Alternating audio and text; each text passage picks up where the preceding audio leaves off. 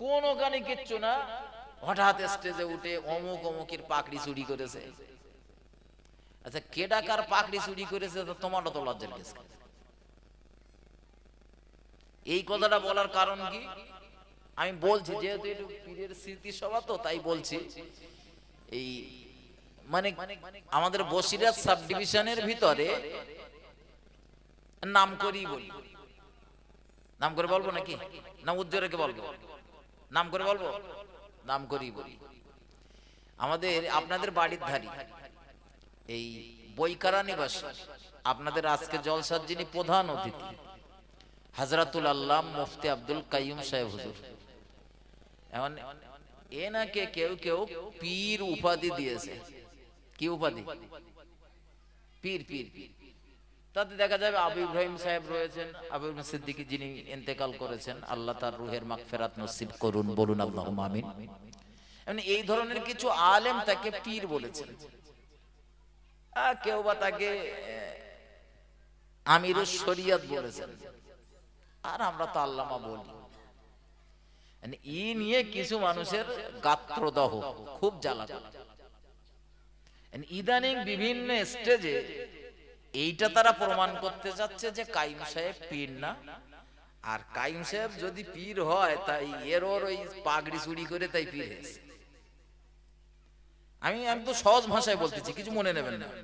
কে বলেছে কি বৃত্তান্ত ওটা পরে আসতেছে, তার আগে বোঝেন এই ধর্মীয় স্টেজটা না এখন একটা বিতর্কিত একটা সভাপানা হয়েছে।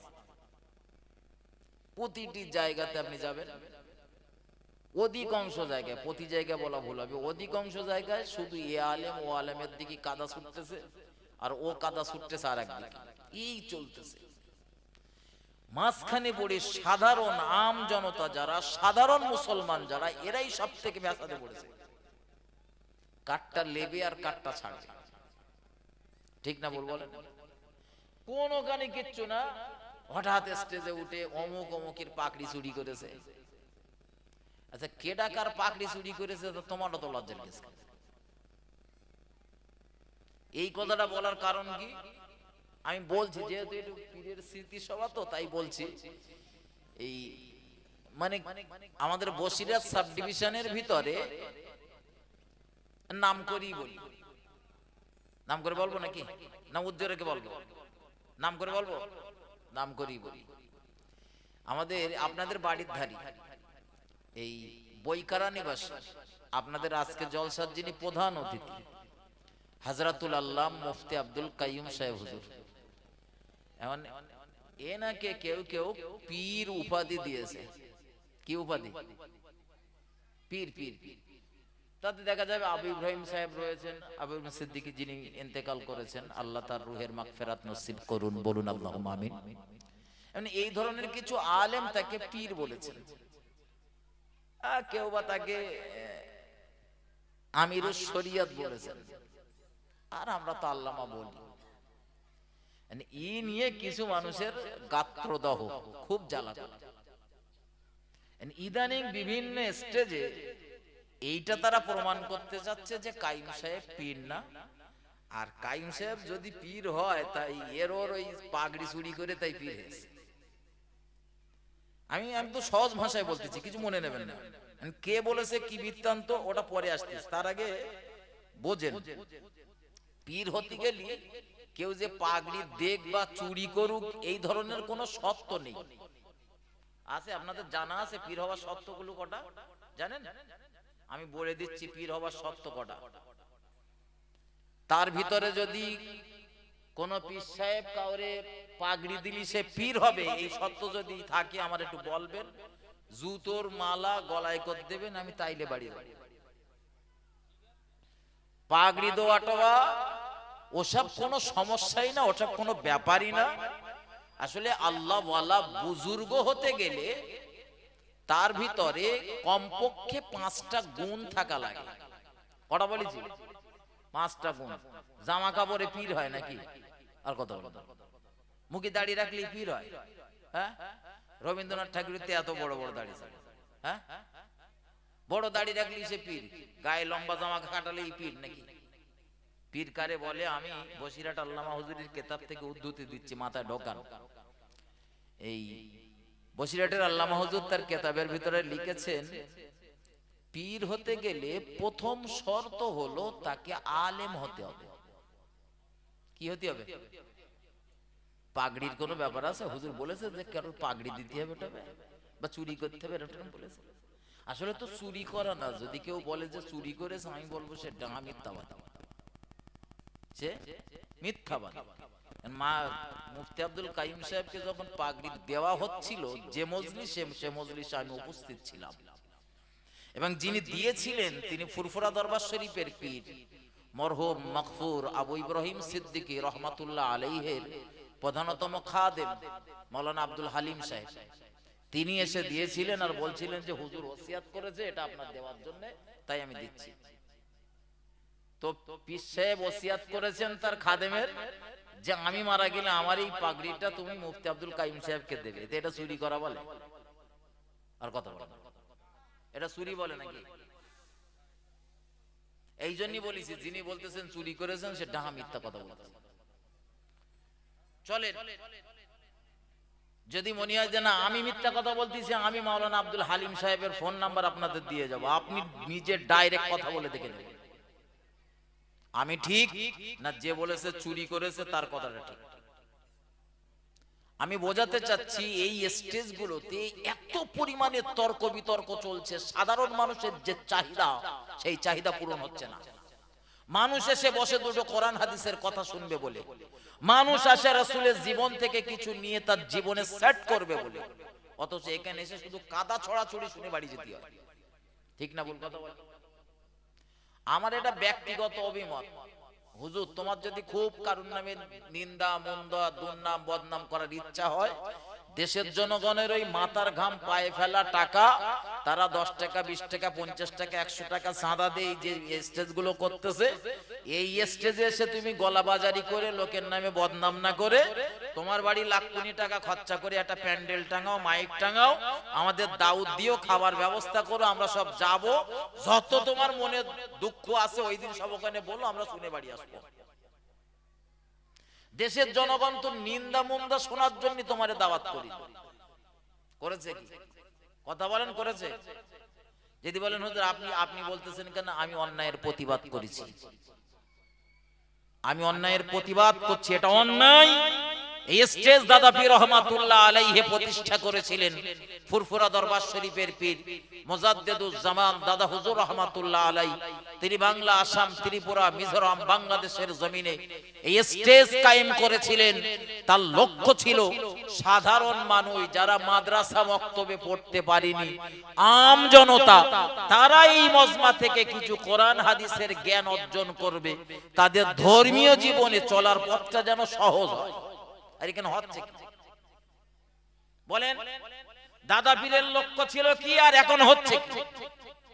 যে যত গলাবাজারি করতে পারবে সে তত বড় বক্তা। ঠিক না বল? যত বিতর্কিত বক্তৃতা যে যা করতে পারবে সেই সমাজের সব থেকে বড় বক্তা। আমার ভাই ভুল আমাকে নেবেন না, ভুল আমাকে বুঝবেন না, আমি আপনাদের বোঝাচ্ছি। বসিরহাটের বড় মাওলানা, বঙ্গশ্রেষ্ঠ আলেমে দ্বীন, আল্লামা এ বাঙ্গাল, আল্লামা এ হিন্দ, আল্লামা রুহুল আমিন রহমাতুল্লাহ আলাইহি, তিনি তার কিতাবের ভিতরে লিখেছেন পীর হবার প্রধানতম শর্ত হলো তাকে আলেম হতে হবে। কেমন আলেম?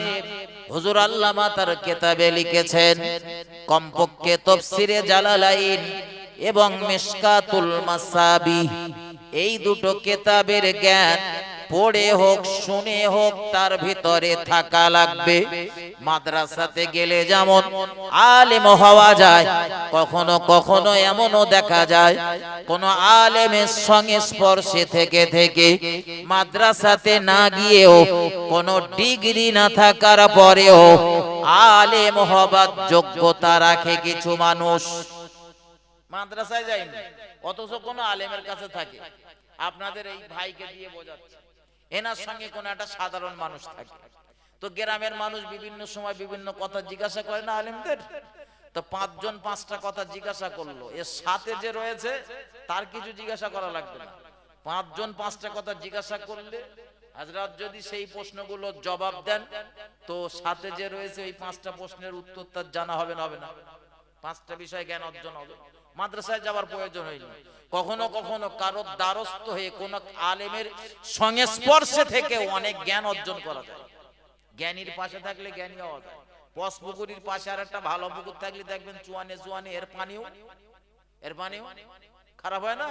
হ্যাঁ, তো আলেমের পাশে যদি আপনি থাকেন তো আস্তে আস্তে আস্তে আস্তে পুরো আলেম না হতে পারলেও কিছু জ্ঞান আপনার ভেতর ঢুকবে। এই জন্য ফুরফুরা দরবার শরীফের পীর মুজাদ্দিদে জামান দাদা হুজুর রহমাতুল্লাহ আলাইহির মেজো সাহেব জাদা তিনি বলতেন, বাবা তোমরা যারা আমার সামনে বসে রয়েছো, তিনি ওয়াজ করতেন আর মাঝে মধ্যে বলতেন, সব সময় না মাঝে মধ্যে, যে বাবা তোমরা যারা আমার সামনে বসে রয়েছো না, তোমরা আমার থেকে সব বড় বড় আলেম। একটু বলুন সুবহানাল্লাহ। আচ্ছা সত্যি কি আমরা মেজো হুজুরের থেকে বড় আলেম নাকি বলেন যারা সামনে এসে বসে থাকেন? হ্যাঁ না। অথচ তিনি বলতেন, কেন বলতেন? আমরা তারে বলি মুফতি আজম। কি বলি? মুফতি আজম, বড় মুফতি। আর সেই লোকটা ঘুরে গিয়ে বলতো, না বাবা তোমরা যারা আমার সামনে রয়েছো আমার থেকে তোমরা সব বড় আলেম। কেন?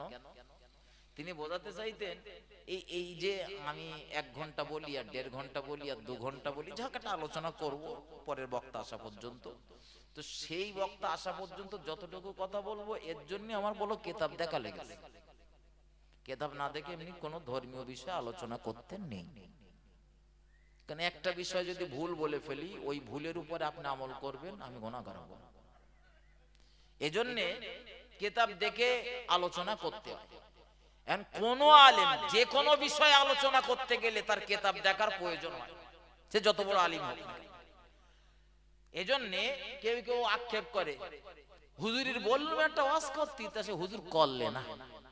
আসলে ভাই তুমি যখন দাবি করেছো তখন আর হুজুরির ও দাবি রাখার সময়, হুজুর স্টেজে উঠতেছে, হুজুরি কানে কানে বলতেছে হুজুর এই ওয়াজটা করবে। তোমার যখন ওই ওয়াজটা খুব শোনার দরকার ছিল তো সকালবেলা ফোন করে বলে দেওয়ার দরকার ছিল হুজুর এই ওয়াজটা একটু করবে, তাহলে হুজুর আবার একটু কিতাবপত্র দেখে আসতে পারতো এই বিষয়টার উপরে। এজন্য মেজো হুজুর রহমাতুল্লাহ আলাইহি বোঝাতেন জনগণকে, বাবা আমি একটা বিষয়ে আলোচনা করব, তার জন্য কিতাব দেখা লেগেছে। দীর্ঘ ধরেন 2 ঘন্টা আলোচনা করার জন্য 2 ঘন্টা কি 4 ঘন্টা কিতাব দেখা লেগেছে, আর 2 ঘন্টা আলোচনা করেছি। ফুরফুরা থেকে এই পর্যন্ত আসতে ধরেন 2-3 ঘন্টা লেগেছে, জাতি 2-3 ঘন্টা যাবে। আমরা হয়তো মনে করি হুজুর এসে 1.5 ঘন্টা আলোচনা করেছে আর লম্বুড়ি লোট পকেটে করলে গুজে বাড়ি গেছে। আমরা 1.5 ঘন্টাটাই দেখি, কিন্তু 1.5 ঘন্টার পিছনে যে কতটা মেহনত রয়েছে ওইটা দেখি। সকালবেলা আমি উঠেছি, একটা নিড়েল নিয়েছি, মাঠে নিড়ুতে গেছি, কোনো প্রস্তুতি লেগেছে কথা বলেন? একটা নিড়েল হাতে করে লিছি, মাঠে গেছি, খেতে বইছি, নিড়ুনি শুরু করেছি, কোনো প্রস্তুতি নেই। কিন্তু বক্তৃতা করতে গেলে প্রস্তুতি করা লাগে। শুধু বক্তৃতা না, মাদ্রাসার স্কুলের যারা শিক্ষক সবগুলোর প্রস্তুতি নিয়ে তাই ক্লাসে ঢুকতে হয়।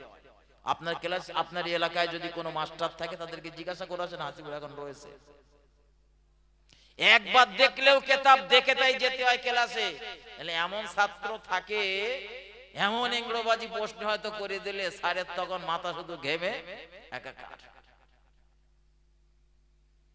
এজন্য ফুরফুরা দরবার শরীফের পীর দাদা পীর রহমাতুল্লাহ আলাইহির মেজো সাহেব জাদা বলতেন, বাবা আমার একটা বিষয় আলোচনা করতে গিয়ে 2 ঘন্টা আলোচনা করেছি, 2 ঘন্টা কি 3 ঘন্টা কিতাব দেখেছি, আরে আস্তে আজ যেতে আরো 5 ঘন্টা সময় চলে গেছে, তাহলে 4 আর 5 9 ঘন্টা।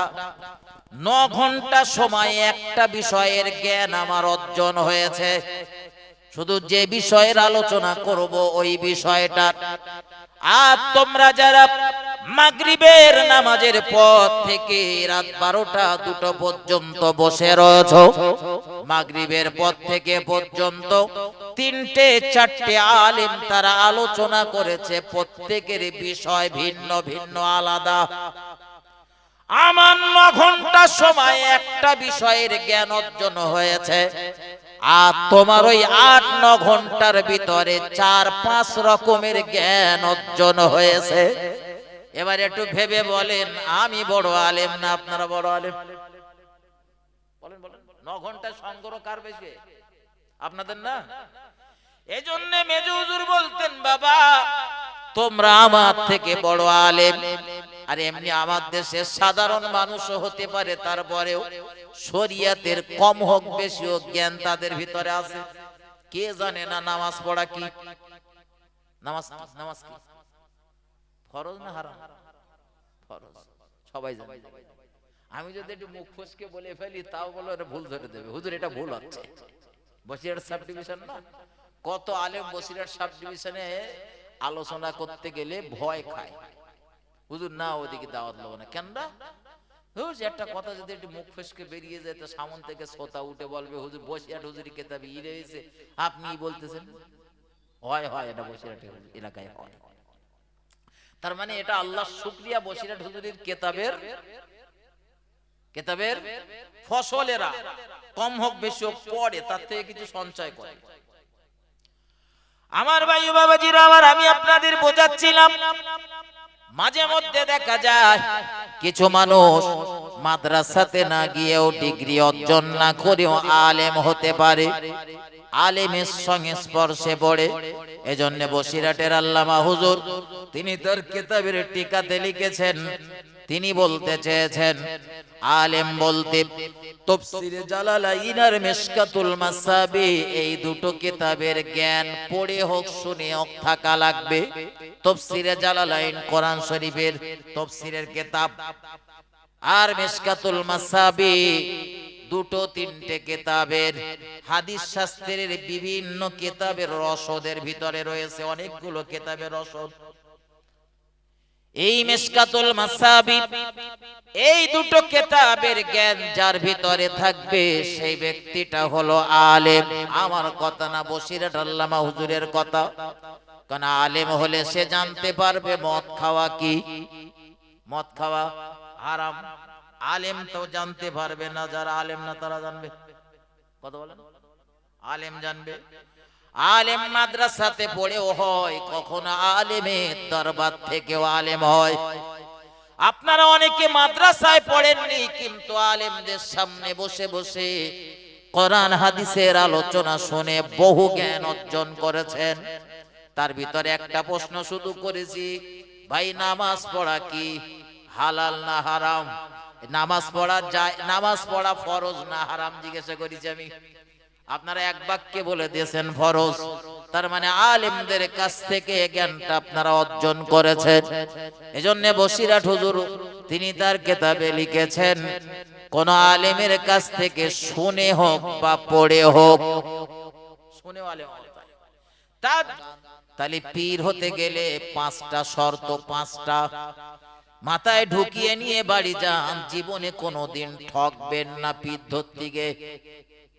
কোন পীরটা যে খাঁটি আর কোনটা যে খাঁটি না আমি আপনার হাতে জাল দিচ্ছি, ওই জাল ফেলবেন, এই পাঁচটা জাল ফেলে দেখবেন অরিজিনাল পীর যদি হয় আপনারও জালে ধরা খাবে। আমি বলছি না, বসিরহাটের আল্লামা হুজুর বলেছেন, কারোর যদি গাল দেওয়ার ইচ্ছা হয় বসিরহাট হুজুরের গাল দিও, আমার যেন গাল দিও না, আমি ভাষ্যকার। বসিরহাট আল্লামা হুজুর তার কিতাবে লিখেছেন, পীর হবার দ্বিতীয় শর্ত হলো তার ভিতরে আল্লাহর ভয় থাকা লাগবে প্রচুর পরিমাণে। নাম্বার 1 তাকে আলেম হতে হবে। 2 নাম্বার তার ভিতরে আল্লাহ ভীতি, আল্লাহর ভয় থাকা লাগবে প্রচুর পরিমাণে। যারা আলেম হয় তারা দেখবেন আল্লাহর ভয় করে প্রচুর পরিমাণে। যারা আলেম, আলেমের আবার অনেক ভাগ রয়েছে। প্রকৃত আলেম যারা দেখবেন তাদের ভিতরে আল্লাহর ভয় থাকে প্রচুর পরিমাণে। আমি বলছি না, আল্লাহর কোরআন বলছে, মহান আল্লাহর কোরআন জানিয়েছেন, ইন্নামা ইয়াখশাল্লাহা মিন ইবাদিহিল উলামা। মহান আল্লাহ বলেন, এই দুনিয়ার জমিনে সব থেকে আমি আল্লাহ আমায় যারা বেশি বেশি ভয় করে তারা হলো মিন ইবাদিহিল উলামা, কোরআন হাদিসের বিজ্ঞ পণ্ডিত আলেম নামে যারা সাব্যস্ত হয়েছে তারাই আমি আল্লাহ আমায় বেশি বেশি ভয় করে। একটু মহব্বত করে বলুন সুবহানাল্লাহ। আরো জোরে বলুন সুবহানাল্লাহ।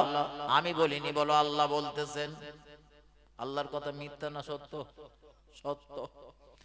প্রিয় নবী আলেমদের সম্পর্কে বললেন, আল উলামা ওয়ারাসাতুল আম্বিয়া।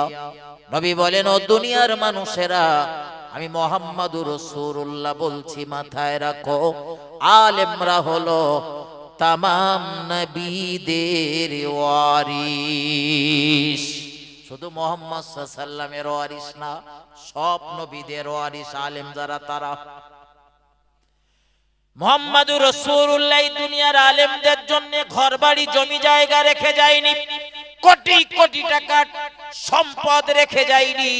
তবে মুহাম্মাদুর রাসূলুল্লাহ আলেমদের জন্য রেখে গিয়েছে এই দুনিয়ার জমিনে ইলম, জ্ঞান।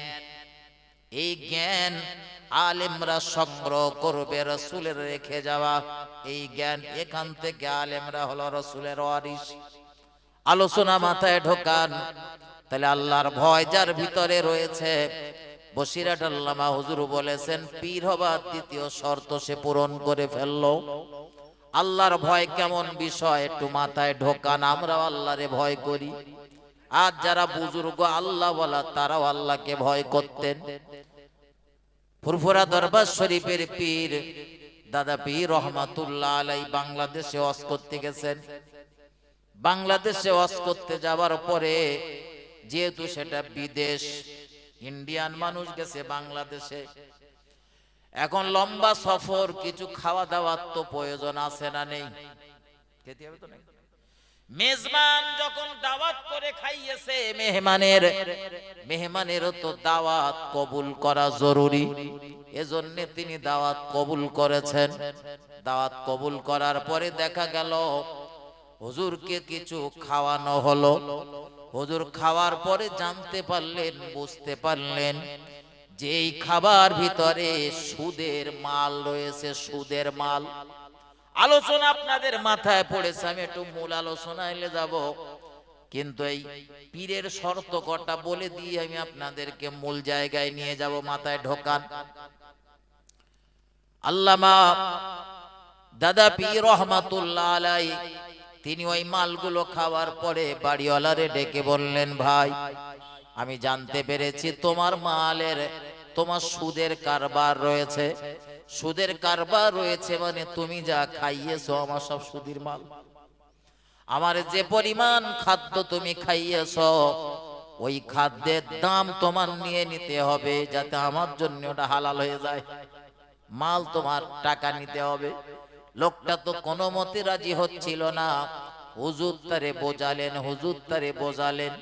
অনেক বোঝানোর পর লোকটা রাজি হয়ে গেল। আল্লাহর ওলি, আল্লাহর পেয়ারা তার নিজের গায়ের জামাটা খুলে দিয়ে এলেন আর বলে এলেন, ভাই কাছে এখন টাকা নেই। এখনকার মতো তো ফোন পে, গুগল পে বা এত ক্যাশ ক্যাপিটাল আলেমদের কাছে যা থাকে, তখন তত থাকতো না। তিনি মেহমান হিসাবে গিয়েছেন, তারা একটা হাদিয়া নাজরানা দেবে, কম দেখ বেশি দেখ নিয়ে বাড়ি আসবেন। কিন্তু এরকম একটা সমস্যা ঘটে গিয়েছে, নিজের গায়ের জামাটা তিনি খুলে দিয়েছেন, আর খুলে দিয়ে ওয়াদা করে এসেছেন, আমি ফুরফুরা দরবারে চলে যাব, আর সেখানে গিয়ে আমি টাকা মানি অর্ডার করব, তুমি আমার জামাটা ফুরফুরায় পৌঁছে দেওয়ার ব্যবস্থা করবে। একটু মহব্বত করে বলুন সুবহানাল্লাহ। কি পরিমাণ আল্লাহর ভয়! আর একটুকুন আগেই বলতেছিলাম 1 কোটি পেয়েছে, তাতে বলতেছ ওর কপাল ভালো, তার মানে ওর হলি যেন ভালো হয়। আমরা আল্লাহরে ভয় করি। কত লোকের দেখেছি এর গাছের আম কুড়িয়ে খায়, ওর গাছের কাঁঠাল পেড়ে খায়, রাতের বেলা উঠে লোকের গাছের ডাব নারকেল চুরি করে। আছে না নেই? গত পরশুদিন একজন বলতেছে, হুজুর ওই মগরিবের আজান দেবার একটুকুন আগে দেখেছি আমার গাছে প্রচুর পরিমাণে ডাব রয়েছে। সকালবেলা গিয়ে দেখতেছি ডাব সব নিচে পড়ে রয়েছে, খেয়ে দিয়ে ফেললে কেঁদেছে, মানে রাত্রি কাজ সেরেছে। এগুলো হালাল না হারাম? আবার কেউ কেউ বলে ওসব ছেলে মানুষ মানে ছিলুম, এরও চলে পড়ে করে ফেলিস, মানে এমন কায়দায় বলে যেন মনে হয় এরও চলে পড়ে করে ফেলিস বলে ওটা হালাল হয়ে গেছে। আমার ভাই ও বাবাজিরা, আমার ভুল আমাকে নেবেন না। এই হারাম থেকে বাঁচুন, আল্লাহকে ভয় করুন। আল্লাহর ভয় দুনিয়ার যাদের ভিতরে থাকবে, ওই মানুষগুলো দেখবেন জীবনে কোনোদিন সুদের ধারে পাশে যাবে না, ঘুষের ধারে পাশে যাবে না। আল্লাহর ভয় যাদের ভিতরে থাকবে, তারা জীবনে কোনোদিন চিটিংবাজি করবে না, মিথ্যা বলবে না। আল্লাহর ভয় যাদের ভিতরে থাকবে, তারা কখনো তাদের বোনের ফারাজ হক নষ্ট করবে না। আল্লাহর ভয় যাদের ভিতরে থাকবে, তারা কখনো তাদের বাপ মার সঙ্গে খারাপ আচরণ করবে না। আল্লাহর ভয় যাদের ভিতরে থাকবে, ওই স্বামীগুলো কখনোই তাদের বিবির সঙ্গে খারাপ আচরণ করবে না, আর ওই বিবিগুলো কখনো তাদের স্বামীর সঙ্গে খারাপ আচরণ করবে না। আল্লাহর ভয় দুনিয়ার যে মানুষগুলোর ভিতরে থাকবে, ওই মানুষগুলো শরিয়াত সম্মতভাবে চলার চেষ্টা করবে, শরিয়াতের মাপকাঠির উপরে চলবে, কোরআন সুন্নাহ যেভাবে চলতে বলেছেন সেইভাবে চলবে। এজন্যই বলো বন্ধু, বসিরহাট আল্লামা হুজুর আগে বলেছেন, পীর হতে গেলি প্রথম শর্ত আলেম। তার মানে কোরআন হাদিসের জ্ঞান থাকা লাগবে। আমি যেটা কাজ করতেছি ওটা জায়েজ না, ওটা জায়েজ না, না জায়েজ ওটা তো জানা লাগবে, ঠিক না? বল কথা বল। আপনি যে কোনো একটা আমল করবেন, কিন্তু সেই আমলটা করা যাবে কি যাবে না এটাও তো জানা লাগবে। এজন্য আপনাকে আলেম হতে হবে। 2 নম্বরে আল্লাহর ভয়। তবে আল্লাহর শুকরিয়া, আমরা আল্লাহকে ভয় করি। মাঝে মধ্যে হয়তো দেখা যায় আমাদের ভিতর থেকে আল্লাহর ভয় উধাও হয়ে যায় কিছু কাজ কাম করার সময়।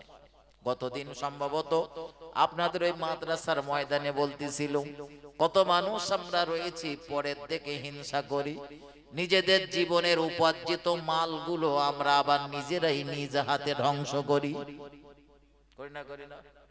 সারা জীবন নামাজ পড়লাম, রোজা রাখলাম, হজ করলাম, যাকাত দিলাম, দান ধান করলাম, পাশের বাড়ির লোকের দেখে হিংসা করে করে আমার জীবনের এই নেক আমলগুলো সব বরবাদ করে ফেললাম। বিরাট লাভবান হচ্ছে, পাশের বাড়ির লোকের হয়েছে আমার তাতে বলেন আমার কি সমস্যা? আল্লাহ আমারও দেবে। হিংসা করবে না, কখনো হিংসা করবে না। হিংসা খুব ভয়ানক জিনিস। হিংসা করে কেউ কখনো সফল হতে পারে না, কেউ কখনো হিংসা করে সফল হয় না। আমার ভাই ও বাবাজিরা আমার, দেখবেন আল্লাহর ভয় যাদের ভিতরে রয়েছে, তারা কখনো কোনো মানুষের অপকার করবে না, কোনো মানুষের ক্ষতি করবে না। কিন্তু আমার সমাজে কিছু মানুষ রয়েছে, দেখবেন ভালো জিনিস দেখে তার দিকে বদ নজর দেয়। ভালো একটা কচি দেখেছে তার দিকে বদ নজর। বদ নজর আছে না নেই? কথা বলে আছে। বদ নজর যদি গাছের ফসলে পড়ে, ও ফসল নষ্ট করে দেওয়ার ক্ষমতা রাখে বদ নজর। বদ নজর এত ভয়ানক জিনিস, আপনার ওই সম্পদের উপরে যদি কারোর বদ নজর পড়ে, আপনার সম্পদ শেষ করে রেখে দেওয়ার ক্ষমতা রাখে বদ নজর। মুহাম্মাদুর রাসূলুল্লাহ সাল্লাল্লাহু আলাইহি ওয়াসাল্লাম এই বদ নজর থেকে বাঁচার জন্য হাসান আর হোসাইনের জন্য পেরায় পেরায় দোয়া পড়ে ওদের গায়ে ফুঁক দিতেন, হাসান আর হোসাইনকে। আর মুহাম্মাদুর রাসূলুল্লাহ সাল্লাল্লাহু আলাইহি ওয়াসাল্লামের উপরে হিংসা করে কত মানুষ তো কত কি করেছে। কখনো নবীকে মেরেছে, কখনো গালি দিয়েছে, কখনো ঘর বাড়ি ছাড়া করেছে। আল্লাহর হাবিব কখনো জিহাদের ময়দানে দাঁড়িয়েছে, আবার কখনো আমার নবীকে জাদু করে শেষ করে দেবার সংকল্প হয়েছে।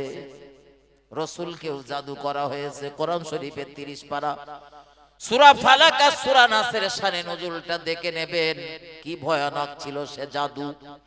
আল্লাহর হাবিব সাল্লাল্লাহু আলাইহি ওয়াসাল্লাম একাধারে 6 মাস অসুস্থ হয়েছিলেন। এমন ভয়ানক জাদু করেছিল ইহুদিরা।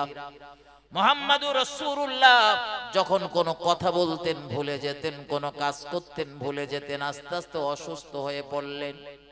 নবী আমার এত অসুস্থ হয়ে পড়লেন, বিছানায় শুয়ে রয়েছেন, আরাম করছেন। পায়ের কাছে একজন ফারিস্তার, মাথার কাছে একজন ফারিস্তা দাঁড়িয়ে গেল। দুজন ফারিস্তার ভিতরে কথোপকথন চলছিল। হাদিসটি বুখারী শরীফের ভিতরে রয়েছে। হাদিসটি বর্ণনা করেছেন রাসূলের প্রিয়তমা বিবি আমাদের আম্মা জান আয়েশা সিদ্দিকা রাদিয়াল্লাহু তাআলা আনহা। তিনি বললেন, আল্লাহর হাবিবের পায়ের কাছে একজন ফারিস্তার, মাথার কাছে আর একজন ফারিস্তা দাঁড়িয়ে নিজেদের ভিতরে আলোচনা করছিলেন এই ব্যক্তিটার কি হয়েছে, মানে রাসূলের কি হয়েছে।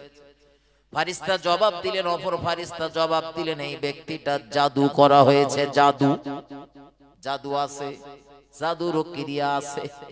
যাদের জাদু করা হয় ও লোক দেখলেই বোঝা যাবে যে লোকটা জাদুগ্রস্ত হয়ে রয়েছে। জাদু যাদের উপরে করা হয় দেখবেন তারা নিজেরাও বুঝতে পারবে যে আমাদের উপর জাদু করা হয়েছে। আস্তে আস্তে দেহ ক্ষীণ হবে, মাঝে মধ্যে মাথার যন্ত্রণা হবে, কখনো দেখা যাবে যে কাজ কামগুলো করবে ওই কাজ কামগুলোর দিকে মন থাকবে না। কখনো এমন দেখা যায় খেতে বসেছে, যা খাচ্ছে সব বমি হয়ে যাচ্ছে, আরো কত কি আছে। তো মুহাম্মাদুর রাসূলুল্লাহ সাল্লাল্লাহু আলাইহি ওয়াসাল্লাম তার উপরে যে জাদু করা হয়েছে একজন ফারিস্তা বলে দিল। তো ফারিস্তাটা আবার সঙ্গে সঙ্গে জিজ্ঞাসা করলো, কিসের মাধ্যমে জাদু করা হয়েছে, কিসের মাধ্যমে। ফারিস্তাটা তখন জবাব দিচ্ছে, এটা মাথায় আঁচড়ানো চিরুনি আর রাসূলের মাথা চুল দিয়ে। মাথা আমরা আঁচড়াই না চিরুনি, কাকুই কত কি বলি, ওই মাথা আঁচড়ানো চিরুনি দিয়ে আর রাসূলের মাথার চুল দিয়ে। ওই চুলটায় 11টা গিঁট দেওয়া রয়েছে। 11টা, কটা? 11টা। তার মানে চুলটা বড়। একটা চুলে যদি 11টা গিঁট দেওয়া হয়, চুলটা তো ধরে গিঁট দেওয়ার তো পরিবেশ থাকা লাগবে। রাসূলের জীবনের দিকে তাকান, আল্লাহর নবী 3 রকম ছাঁটে চুল কেটেছেন। 3 রকম। আল্লাহর হাবিব কখনো চুল কেটেছেন বাবরি ছাট, এই কানের লতি পর্যন্ত লম্বা লম্বা বাবরি ছাট। আবার কখনো রাসূল চুল কেটেছেন মাথার চতুর্দিকের অংশগুলো সমান ছাট, একরকম। আবার রাসূলুল্লাহ জীবনে যখন হজ উমরা করেছেন, মুহাম্মাদুর রাসূলুল্লাহ চুল কেটেছেন, নেড়া হয়েছেন, মাথা মুন্ডন করেছেন। এই 3 রকম ছাট বিশ্ব নবীর ছিল। আমরা কত রকম ছাট দেখি, আল ছাট, মালসা ছাট, তেরেনাম ছাট, ঘোড়া ছাট, আরো কত ছাট রয়েছে, আছে না? তুমি দুনিয়ার যে নায়ক নায়িকাদের দেখেই সব ছাট মারতেছো। রাসূলের কথা অনুযায়ী হাসরের ময়দানে তোমার হাসরটা হবে ওই নায়ক নায়িকার সাথে। তুমি যার অনুসরণ করবা তার সাথে হাসর হবে। রাগ হচ্ছে নাকি আপনাদের? জীবন থেকে ওগুলো ঝেড়ে ফেলেন। রাসূলের আদর্শ থেকে বিচ্যুত হয়ে কেউ কখনো সফল হতে পারেনি। ও বন্ধু, সফলতার অনেকগুলো কারণ রয়েছে, সফলতার অনেকগুলো দিক রয়েছে। যদি মনে করেন শুধু টাকা উপার্জন করায় সফলতা, আমি বলবো আপনি মূর্খের স্বর্গে বাস করেন। আমার ভাই, আলোচনা এখানে নয়, ফিরে চলুন। আল্লাহর হাবিব সাল্লাল্লাহু আলাইহি ওয়াসাল্লামের মাথার কাছে ফারিস্তার, পায়ের কাছে ফারিস্তা। জিজ্ঞাসা করা হলো কিসের মাধ্যমে জাদু করা হয়েছে। ফারিস্তা জবাব দিলেন, চুল আর মাথায় স্নানের চিরুনি দিয়ে। ওই জাদু করা দ্রব্যগুলি কোথায় রাখা হয়েছে? ফারিস্তা বলে দিলেন, মদিনার অমুক কূপের নিম্ন দেশে একটা পাথরের নিচে রাখা হয়েছে। কূপের নামটাও বলে দিয়েছে।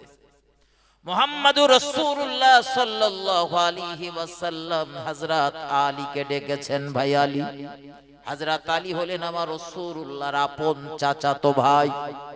মুহাম্মাদুর রাসূলুল্লাহ যে চাচার কাছে লালন পালন হয়েছিলেন 8 বছর 2 মাস 10 মাস বয়স থেকে, ওই চাচার ছেলের নাম হলো হযরত আলী। ওই চাচার ছেলের নাম হলো জাফর ইবনে আবু তালিব। দুজনেই রাসূলের বিখ্যাত সাহাবা। হযরত মুহাম্মাদুর রাসূলুল্লাহ তিনি ডাক দিলেন হযরত আলীকে। কোন বর্ণনায় আলীকে ডেকে বলা হলো ওটা তুলে আনার জন্য।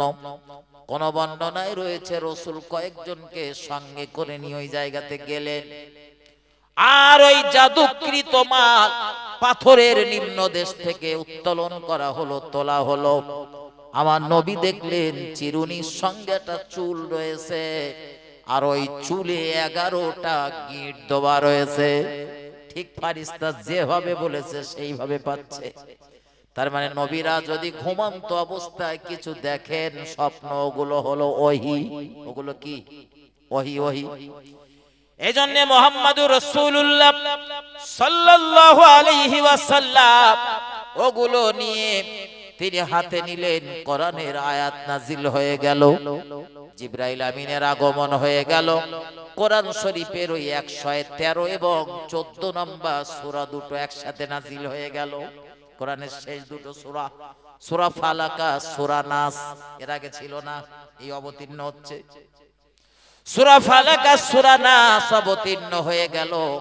মুহাম্মদুর রাসূলুল্লাহ পড়তে লেগেছেন, কুল আউযু বিরাব্বিল ফালাক। ওই গিঁটের, চুলের গিঁটের ভিতর থেকে একটা গিঁট এমনি এমনি খুলে গেল। একটু মহব্বত করে বলুন সুবহানাল্লাহ। হাত দিয়ে খোলার দরকার হয়নি। রাসূল একটা আয়াত পড়লেন, একটা গিঁট খুলে গেল। দুটো আয়াত পড়লেন, দুটো গিঁট খুলে গেল। এই দুটো সূরাতে আল্লাহ 11টা আয়াত দিয়েছে। একটা সূরায় 5টা আর একটা 6টা, টোটাল 11টা। চুলের গিঁট কটা? 11টা। রাসূল পরপর 11টা আয়াত তেলাওয়াত করলেন, আর ওই রাসূলের উপরে জাদু করা ওই চুলের গিঁট 11টা পর পর খুলে গেল। একটু মহব্বত করে বলুন সুবহানাল্লাহ। আল্লাহর হাবিবের অসুস্থতা দূর হয়ে গেল। তিনি এবারে উঠে বসলেন, এবারে একটু আরাম অনুভব করলেন, সুস্থতা লাভ করলেন, পরিপূর্ণ শেফা পেলেন। একটু মহব্বত করে বলুন সুবহানাল্লাহ। এরপর থেকে মুহাম্মদুর রাসূলুল্লাহ দৈনন্দিন জীবনে 5 ওয়াক্ত নামাজের পর এই সূরাগুলো পাঠ করতেন। সূরা ফালাক, সূরা নাস, এগুলো পড়তেন রাসূল। কেন? যাতে আর কেউ জাদু না করতে পারে, আর কারো বদনজর আসর না করে, কাজ না করে। এজন্য ফ্রি পয়সায় তাবিজ দিচ্ছি, কাল থেকে লেগে যাবেন, কেউ যেন ফাঁকি দেবেন না। 5 ওয়াক্ত নামাজ যারা পড়েন, নামাজের পড়ে পারলে 3 বার করে পড়বেন। তাও যদি না পারেন সকালবেলা 3 বার করে পড়বেন সূরা ফালাক, সূরা নাস, সূরা ইখলাস, এগুলো 3 বার করে পড়বেন সকালবেলা। সন্ধ্যাবেলা আবার মাগরিবের নামাজের পর আবার 3 বার করে পড়বেন। আল্লাহ চাইলে যত মানুষ যত ক্ষতি আপনার করুক না কেন, যত জাদু, যত বান, যত বদনজর মারুক না কেন, এটা যদি জিন্দেগিতে আমলে পরিণত করতে পারেন, কেউ আপনার কোনো ক্ষতি করতে পারবে না। আমার ভাই ও বাবাজিরা আমার, তবে প্রশ্ন জাগতে পারে, হুজুর রাসূলের করেছিল কেন?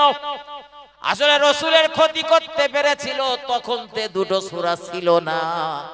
নবীর ক্ষতি হবার পরেই তো এই দুটো সূরা নাজিল হয়েছে। এজন্য নবী পরবর্তীতে আমল জারি করেছিলেন, আমল করবেন। আমার ভাই